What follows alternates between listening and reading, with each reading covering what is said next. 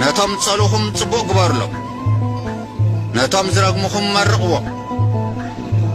ነቶም ጸርፍኹም ከዓ ጸልይሎም መትልሕካ ንዝወቕዓካ ተኸላይት እውን ምለሰሉ ንዝለመነካ ዘበለ ሃብ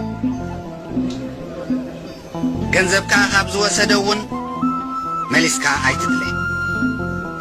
ንኻልኦት ግበሩሎም ከምቲ ክገብሩልኩም እትደልዩ ንዝፈትውኹም ጥራይ እንተፈተኹም ከመልኩም በረኸት ትቕበሉ ሓጥኣን እውን ንዝፈትዎም ይፈትዉ እዮም ጽቡቕ ንዝገበርልኩም ጽቡቕ እንተገበርኩም ከመልኩም በረኸት ትቕበሉ ሓጥኣን እውን ከምኡ ይገብሩ እዮም ጸላእትኹም ፍተው ጽቡቕ ግበሩሎም ክመልሱልና ከይበልኩም ኣለክዑ ሽዑ ዓስብኹም ብዙሕ ይኸውን ደቂ ትልዕል ኣምላኽ ድማ ክትኮኑ ኢኹም ንሱ ንዘየመስግኑን ሕሱማትን ሕያዋ እዩ መሓርቲ ይኹኑ ከምቲ ኣቦኹም መሓሪ ዝኾነ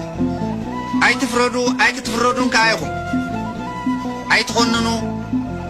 ኣይክትኩነኑን ከዓ ኢኹም ይቕረ በሉ ይቕረ ክበሃለልኩም እዩ